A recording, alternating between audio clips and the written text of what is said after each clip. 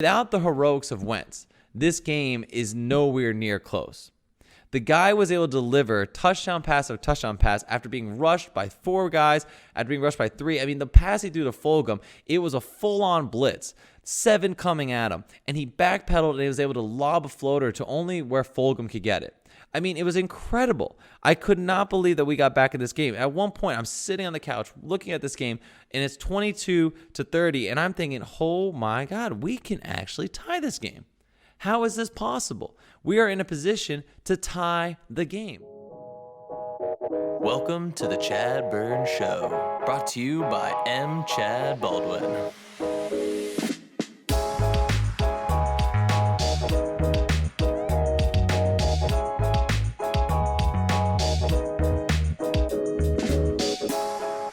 Welcome to the ChadBurn Show. I am your host, ChadBurn, and we are here for another week of the ChadBurn Show, surviving everything from just terrible football play to just sad of your teams losing to just making it through COVID and quarantine, all of the above, or just making it through. And this where I'm recording right now, Montreal, a dreary fall day. But, you know, we got to keep going at it. We got to keep holding the teams to account. So we are at it with another full doc of things to discuss today on the ChadBurn Show. Namely, we have a big event, which is obviously the World Series has been decided. We now know the 2 teams that will be in the World Series playing at Texas Rangers Stadium for a neutral site. It's exciting. We finally have a big championship coming back to us since the NBA Finals is done, since the Stanley Cup Finals have ended. We have the World Series, so there's that to look into. We will also, of course, be discussing the major storylines from the NFL this week. What happened? What are the big games? What were the interesting come-from-behind stories? And then finally, we will wrap it up with my discussion on the Eagles versus the Baltimore Ravens, which was really a game we expected them to get blown out of. And, you know, there were some surprises as well as some things we expected to see. But without further ado, we will get into our first topic of the episode, and that is the World Series. So, after some crazy National League and American League series finals, we have now the Tampa Bay Rays versus the Los Angeles Dodgers. In both series, we had one team go up 3 games, being only 1 game away, and both teams that were down, battling it out, pushing it to a Game 7. In the first series in the National League, obviously we had the Dodgers versus the Atlanta Braves. The Atlanta Braves jump out to a 3-1 lead in the series, and the Dodgers end up fighting back to win that series. In the American League, we had the Tampa Bay Rays versus the Houston Boo Astros, who didn't deserve to be there, in my opinion, but almost got there and would have been the most hated team in the World Series for a long time. The Rays go out 3-0 on them, and the Astros push it to Game 7. So exciting in both of them in that there was no quick series. There's no clear winner. All the teams involved, all 4 teams were competitive, strong teams to be there and deserved to be there. And in the end, you know, it really came down to the final game, Game 7. So incredible work across the board. Exciting stuff. Glad to see the Tampa Bay Rays make it because I think they've been one of the better teams all year. Obviously, LA Dodgers are right there behind them. So, you know, in the end, in the attrition that it is of the playoffs, we got the 2 best teams that we needed in the World Series. Nothing short of just amazing from those 2. But, you know, there's obviously some key takeaways we got to take into this. I am really excited to see the Rays coming into it, winning that last game against the Astros 4-2. Again, they did start off with a 3-0 lead in the series. It would have been the first time in baseball that a 3-0 series lead has been blown. It was really started off from great hitting from Orizanera, who had a 3.21 batting average and homered in the first inning of that game to get a solid 2-0 lead for the Rays in Game 7. It finally kept going on with Zerino homering and a sacrifice fly to drive in 2 more runs to make it 4-2 in the game. Really, and the Astros just hadn't had much after that. They had a couple of hits trying to rally, making 2 runs in the 8th and trying to get close to it. But in the end, the Rays ended up closing and getting the job done. It's been pretty impressive. I got to say, the Rays have been hitting amazingly. I mean, so obviously for me, being biased, I kind of thought the Yankees were the better team going into this, into the earlier series against the Rays. I had hoped that the Yankees would be able to pull off. I thought that their offense was incredible. But as the Rays proved it, you also need to have some pitching in your back, namely Morton. Morton has been incredible. He has 3 wins in 3 game starts. He has a .57 ERA in 15.2 innings pitched. He's only given 4 walks, 17 strikeouts, only 1 earned run. Also had Snell. It's playing at a high level, and he had a 2-2 record so far in the playoffs. But in the 4 games started, a 3.2 ERA, but 19 strikeouts, getting the job done. He's pitched 16.2 innings. I mean, both pitchers. I mean, obviously, Morton has been the most impressive one out there. He's just been able to place the ball perfectly. Batters aren't able to get the hits they want, get the runs. They've been playing really well. Snell has been great for the starting team. Great start for him. I mean, he has a great, I would say, a lot of weapons in the tool belt. He knows where to go to, but unfortunately giving up several runs. But in the end, getting the job done as well. And then Glasnow, 2-1 after 4 game starts, 25 strikeouts, impressive there, but a high ERA of 4.66. So not getting exactly what they want, but a high strikeout rate. So you gotta love it. But either they're hitting and scoring runs, or they're striking out. But the Rays show that with offense and obviously with the pitching, that they can get it done. And I think they were the most powerful, strongest team in the AL coming into it. I think that they well deserve this spot in the World Series, and I'm hoping they can show up against the Dodgers. The Dodgers obviously are no joke as well, battling back from 3-1 deficit against the Braves. The amazing story, and I'm going to mispronounce his name, but because I don't know the Dodgers well at all, but the amazing story has been this kind of relief / starting / what pitcher in Urias, who went 4-0, 2 wins as a reliever. Also 5.6 ERA, 0.56 ERA. He's pitched 16 innings pitched, and in Game 7 was definitely the hero who threw 3 scoreless innings to stop that high-powered Atlanta Braves offense. I mean, we had seen with Acuna and all those guys that they could get the job done. We knew that they could get runs late in games. And really, this guy, Urias, I mean, he was incredible. I still don't really get it. Like, is he a starter now? Like, he started in Game 3. He's come in relief pitching settings in the end of the game during the postseason. He's been used in relief throughout. They've kind of put the kid gloves on him throughout time, trying to make sure he heals back. I know he suffered from a shoulder injury in 2017, I believe it was, and was always kind of been this prodigy coming up from the Mexican leagues that thought could be very good. But, I mean, he clearly showed that in the postseason, it does not faze him at all. He is able to get the job done. He gets everyone's either hitting the ball into the ground or high pop-ups. He's not really getting anyone into dangerous situations. The guy knows how to pitch, and with you combine him, he continues to get this hot streak going into the World Series with Buehler and Kershaw. I mean, that's a great pitching rotation. I don't really know much about him as a starter. I think, but when it comes into certain specific situations, the guy is killer. He's got the killer instinct, and I think he'll be a great addition to this team as they go in the World Series. The Dodgers also clearly have great hitting. Corey Seager I think, has to be the MVP for that NLCS. Batting .298, but with 6 home runs, leading the team there, and 15 RBIs. Just killing it, especially in those critical games, in games 5 and 6 when the Dodgers really needed some action from him. He really came through for him. You also obviously have Mookie Betts, who is a big all-time favorite of mine, watching him play in the American League, coming in with a .311 batting average at 14 hits, at 45 at-bats, and 6 doubles.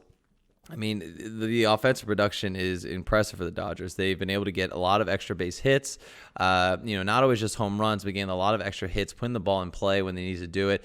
That kind of formula, I think, is something that a team like the Yankees lacked, where the Yankees were constantly just going for the big power hits and the home runs and not always getting the ball in play. When you have speedy players, when you have athletic players, and you're able to get them on base, good things can happen. I think the Dodgers are proving that time and time again. So with a solid 3-man rotation there, the Dodgers, they keep Urias in there, and a solid hitting lineup, I mean, it's going to be an awesome World Series. I think it's worth watching. It's great to see Tampa Bay Rays back into the World Series after a long time, being kind of one of those modern teams that hasn't always been there. And then you have the historic franchise, the LA Dodgers, who have been robbed of World Series of recent years thanks to the teams like the Houston Astros. Would have been amazing if the Houston Astros had made it to the World Series for a rematch of the Dodgers versus Astros. I think that there would have been LA fans like literally lining up looking for blood in the World Series match. They would have flown all the way to Texas just to yell and heckle the Houston Astros. But, unfortunately, we didn't get that matchup. I'm also glad they're not there. I don't think they deserve for another World Series berth and even having a chance to win another title. But that would have been insane. It would have been 2 heavyweights going at it after basically detesting each other all offseason because of what probably was a robbed World Series from the LA Dodgers thanks to the Houston Astros. So we got the Rays going in. I think the Rays are going to be kind of the more fun story because obviously they are not always in the World Series. You don't see them have a lot of success year in, year out. The Dodgers have obviously been kind of the the modicum for success in the Major League Baseball the last few years, not winning the World Series, but consistently being a top team year in, year out, kind of the Yankees of the West Coast. But the Rays, again, I love the story. I love where they've come from. I think that they've got a lot of young players that are going to make it exciting. I think they've got a decent enough lineup that, like the Dodgers, are going to hit the ball, keep it in play, and in times can really come through with some power. And the pitching staff, like we said, has been really solid all the way through. So we're going to see who gets the edge, which starting pitchers are going to do better, and which bullpen obviously can win it. I'm giving most of my edge, I think, to the Rays. I think they're on a hot streak. I think that they've kind of gelled together. I think they've played some intense competition all season in the shortened season we had, and have been really able to kind of build up and toughen the players on that team and roster. So let's see how it goes. But I'm excited for the World Series, excited to have top baseball happening. And, I'll be tuning in, so everyone should be checking it out. But, we finally have a big championship game, and I'll be representing for baseball up here in Canada, where not everyone likes to watch. But I'll be there to kind of throw my support and continue to cheer on the teams. But, Rays obviously beat the Yankees, so I'd like to see them go through just so we could say, the Yankees did end up losing to a better team. But, I think I know the Dodger fan base is starving for a championship. It'd be crazy to have the Lakers and Dodgers win in the same year. That city's got enough championships, okay? They can chill out and not have it. The fun story would be also you'd have the Tampa Bay Rays and the Lightning winning in the same year. So having those two sports teams obviously winning from the same city, that would be pretty cool. Tampa Bay doesn't get a lot of success like that. It'd be pretty impressive to see that. And then you'd also have, obviously, the Tampa Bay Buccaneers are getting close to becoming Super Bowl favorites as well in the NFL. Imagine having 3 winning teams from Tampa Bay all getting their championships in the same year. That would be crazy. That would be the COVID story of 2020. Can you imagine, going off on a tangent now, obviously, imagine out of the 2020 year of sports, all 3 championship teams were from Tampa frickin' Bay. A city not synonymous with success in sports, a city that we do not expect to really ever be in the discussion nationally for sports. Obviously, the Lightning have been the most successful franchise they had of the most recent years. The Buccaneers have won a Super Bowl in the past, to the chagrin of the Eagles fan base who had to suffer through that in the past.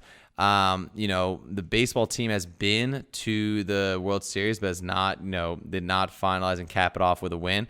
So let's see. I mean, that would be mind-blowing to have to deal with the Tampa Bay fan base having 3 championships all in the same year, and of course the COVID pandemic year. So we'll see how it plays out, but that would be, that's the sports story. There'd be 30 for 30s on that constantly. It'd be about the year Tampa Bay.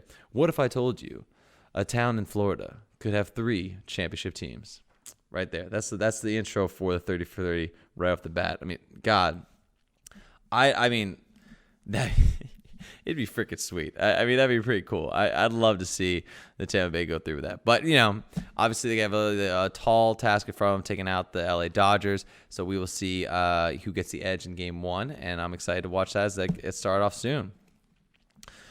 Moving on to our next topic for the episode, obviously the NFL storyline segment where we go through some of the top games in the week 6 of the NFL. Some of the big ones I want to discuss, obviously, right off the bat, Titans versus the Houston Texans. Well, the Texans were down 11 after 3 quarters, and they ended up storming back to take a lead. The Titans kept battling back as well, though. It was back and forth with lead changes late in the game in the fourth quarter until it went off to a overtime game. The story of the day is obviously Derrick Henry, who would rush for the game-winning touchdown against the Houston Texans. He went off for 212 yards on 22 rushes with 2 touchdowns and throw in there 2 receptions for 52 yards. The man had himself a day, including one that was a 92-yard rush for a touchdown. Absolutely insane. Watson would not be denied, though, and continued to battle it out with a 28 for 37 with 335 yards and 4 TDs. He just did some classic Watson, acrobatics towards the end when he's in the red zone. There's rushers on left and right. He's dodging, dipping, juking out, and then able to throw the ball into the end zone and score a touchdown. It just, it's what we expect from Watson constantly. It's the highlights we know and love from him.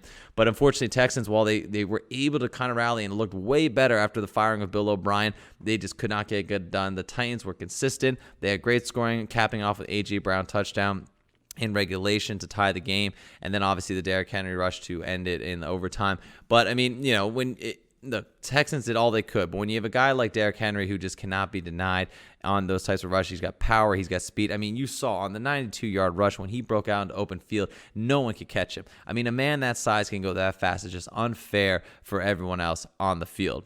The next game I want to discuss, obviously, is Steelers versus Browns. I want to discuss this one because it was going in as a marquee matchup for the AFC North. The Browns are 4-1 and relevant. The Steelers are undefeated and relevant. And we thought this could be finally the year that the Browns versus Steelers is an exciting matchup again. We were wrong. Nope, the Steelers ended up taking care of business 38-7. Baker Mayfield was benched after a 10 of 18 showing of only 119 yards, 1 touchdown, and 2 interceptions. Roethlisberger on the other side did not kill it, but did enough to get the win with 14 out of 22 passes completed and 162 yards and 1 touchdown. The man of the game again, incredibly, is the rookie Claypool, who after beating the Eagles and scoring 4 touchdowns in that game, led the Steelers in reception with 74 yards and a rushing touchdown. Yes, another rushing touchdown around the end sweep, which you'd think the Browns would have seen on the game tape, but they did not, and obviously we're not prepared to stop that one. Also, we had Connor with 101, James Conner, 101 rushing yards and 1 TD. The Steelers really got it done on the ground. They got the air attack when they needed it. The defense was insane, played well, showing again that the AFC North is really just between the Steelers and the Ravens. The Browns are still a distant thought in that division. They need to really buckle down and get their offense together if they have a hope to stand in a very high-powered, high-octane AFC North. I was hoping for more, but that's really all we got. The Steelers are still kicking the Browns' butt, and maybe the Browns will get their act together later this season, but it was an intense matchup again.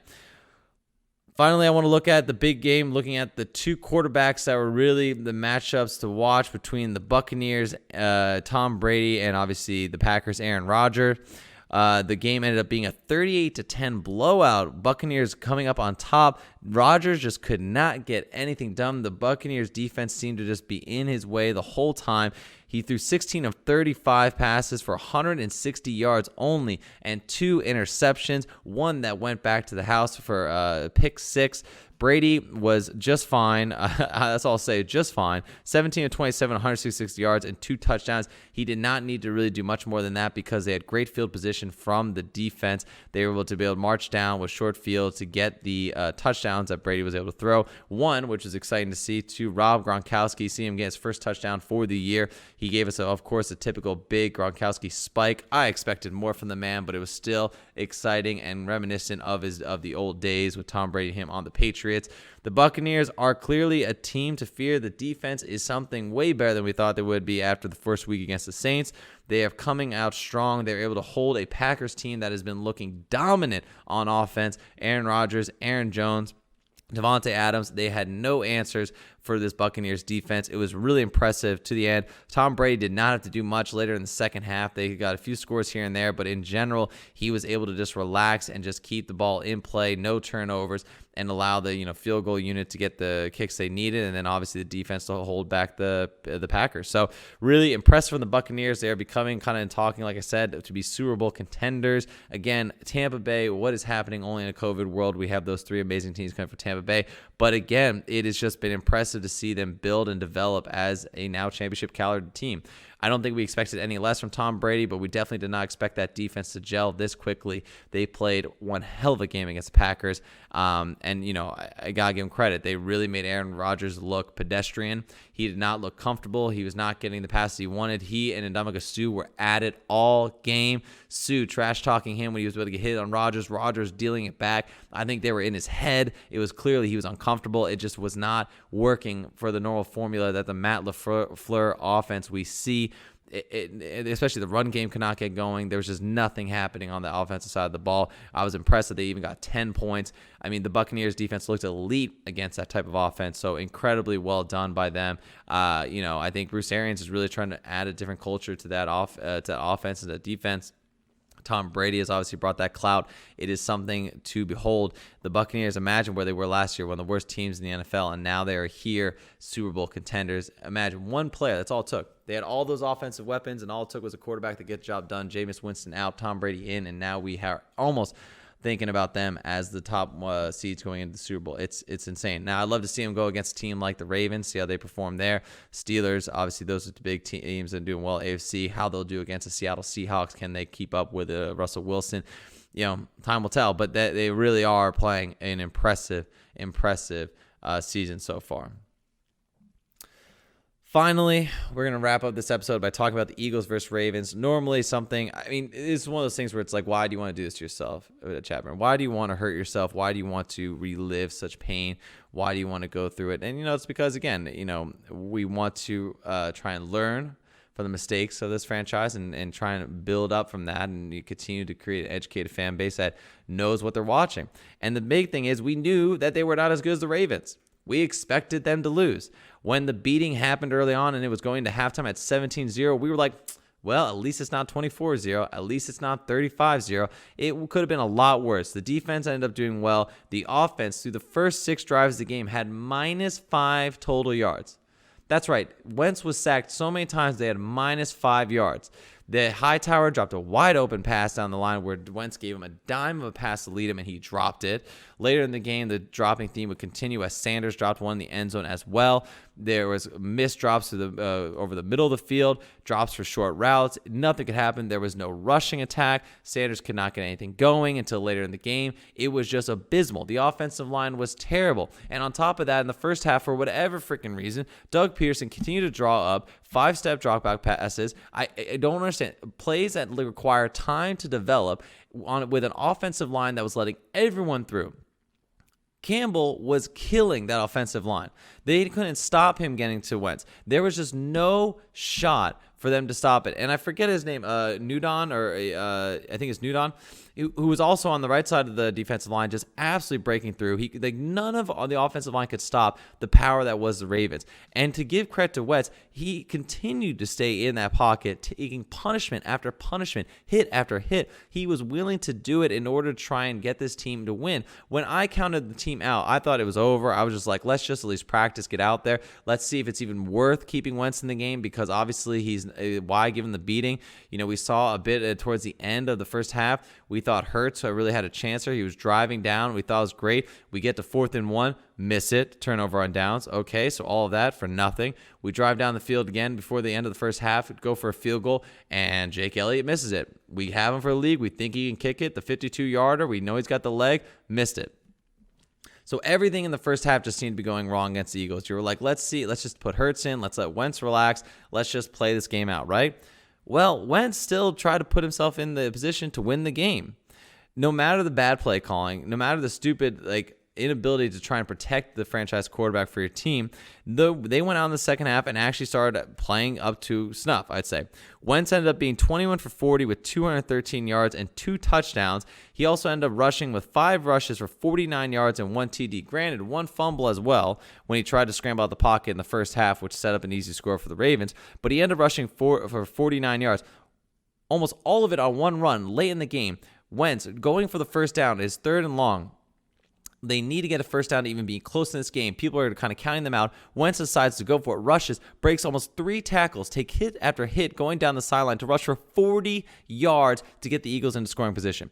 This man just does not give up. Now, you can say all you want about earlier in the game. You could say that he had a rough time, but don't forget, he had to deal with receivers that were dropping the ball. He had to deal with linemen that were all backup linemen. We have no one healthy. He was getting rush after rush.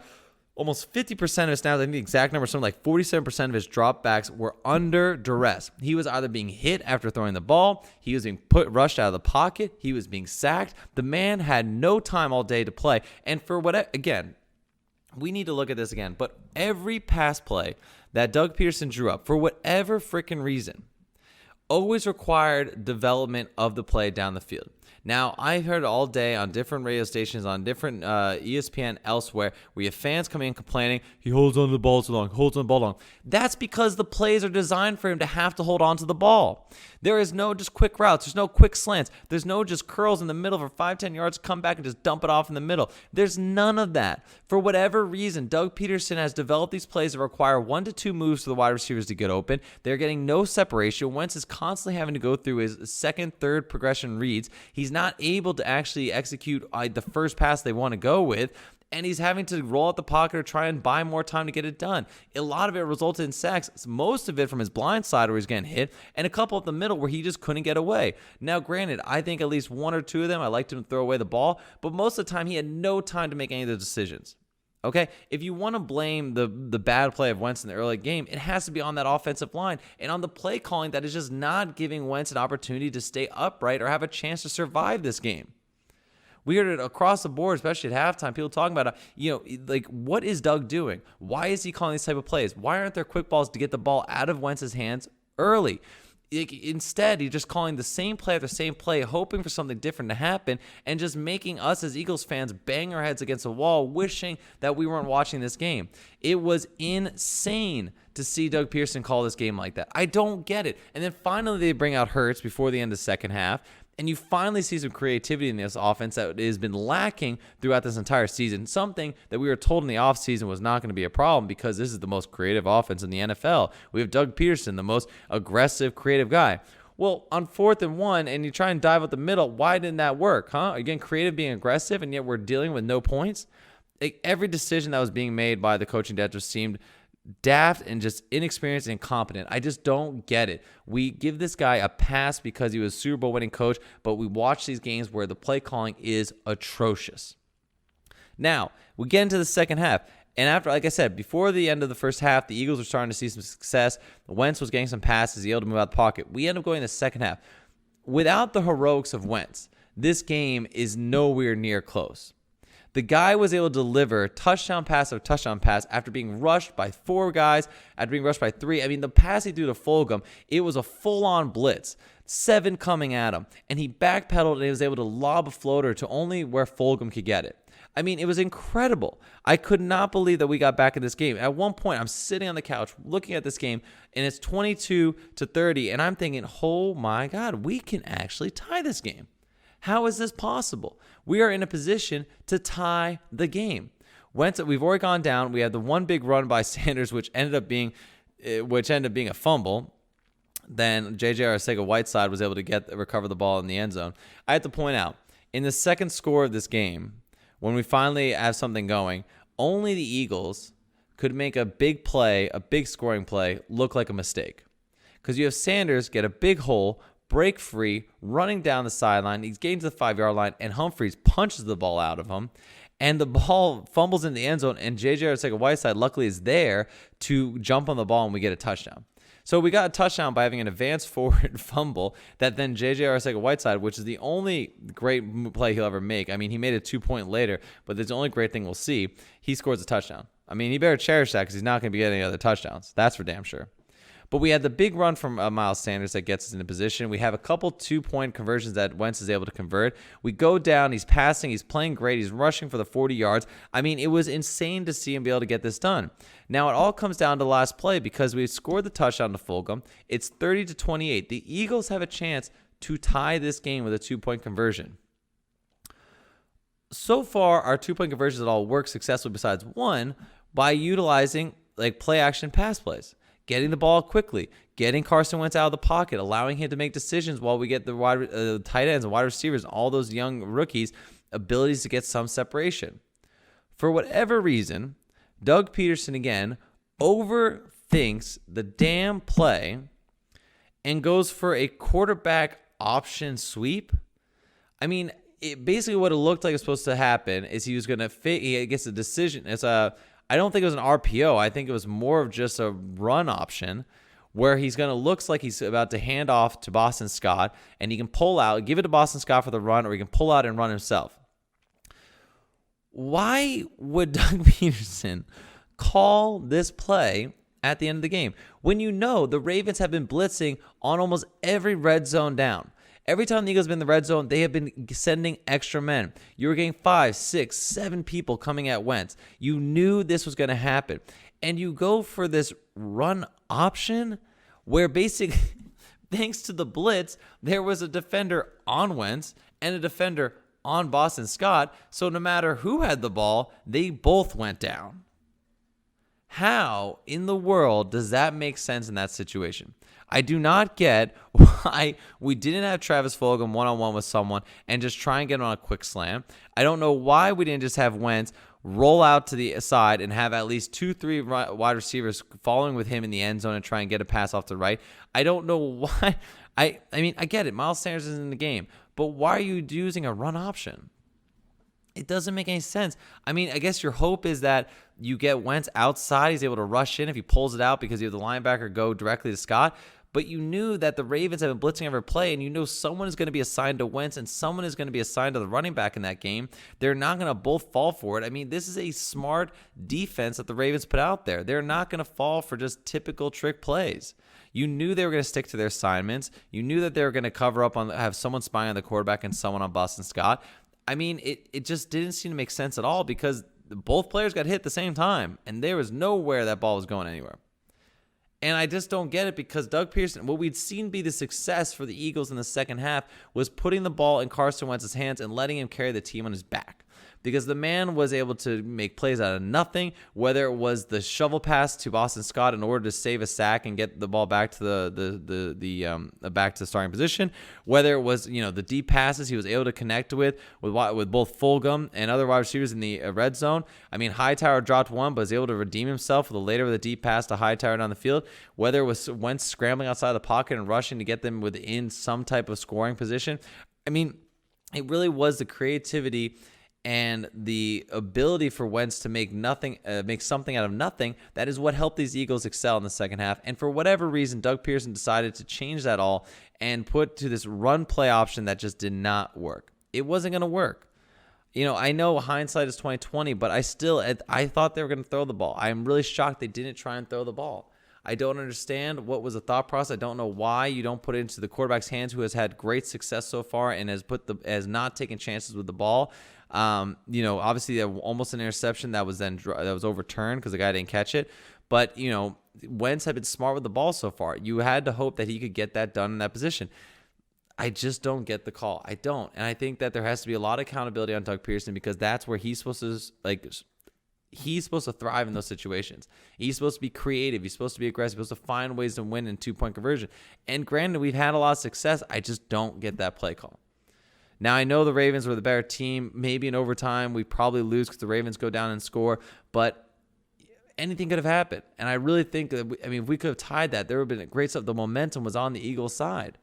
I was really shocked by that play call, and I'm a little disappointed. I think the defense redeemed themselves in a way because they're able to hold a high-powered offense to at least only 30 points. I thought it could be a lot higher, only to 30.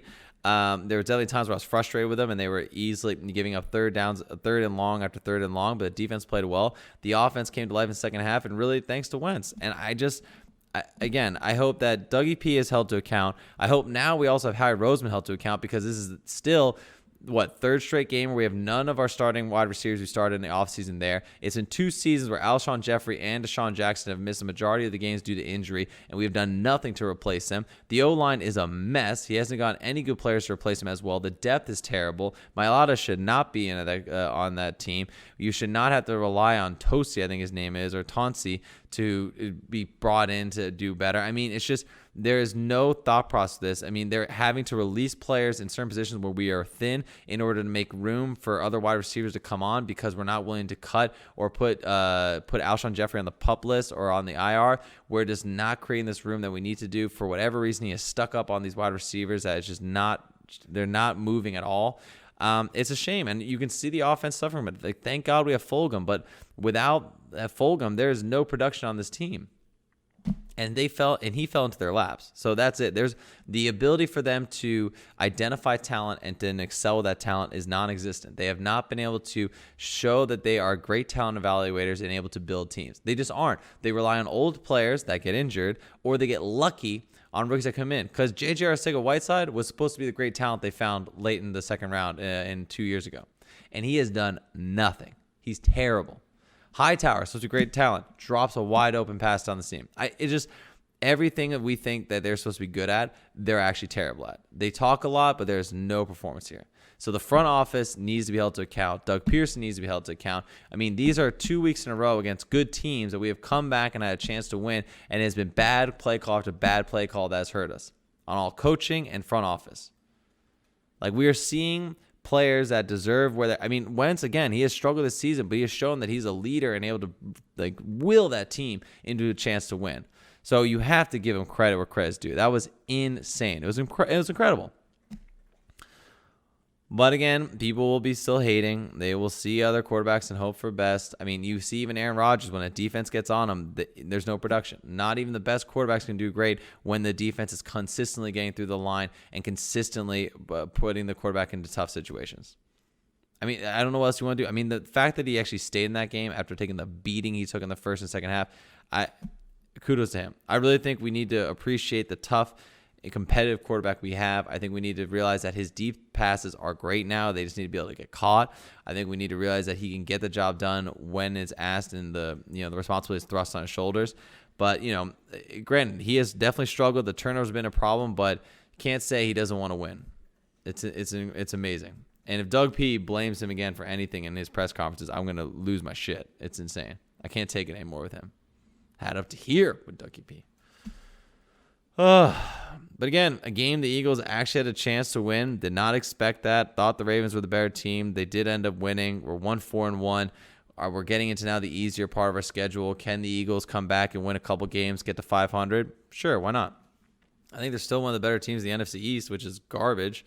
So why not be able to win that division? You could have a losing record and make the playoffs at this point with the NFC East. It's crazy. So we will hope for the best as weeks come on, but I am at least pleased to see when the offense starts running in the right direction and allowing Wentz to be creative, that we are seeing the success that they can have. Again, coaching, man. I don't know how this guy is still here in Philadelphia. I mean, his play calling and decision making is so bad. I can't believe it. But anyway, we're going to see how it goes next week playing the Giants. I believe it's a Thursday night game this week. So in a short week, we'll have the Eagles versus the Giants playing. Excited to see how that one go. I think the Eagles can take care of business with the Giants for sure. They have no running game.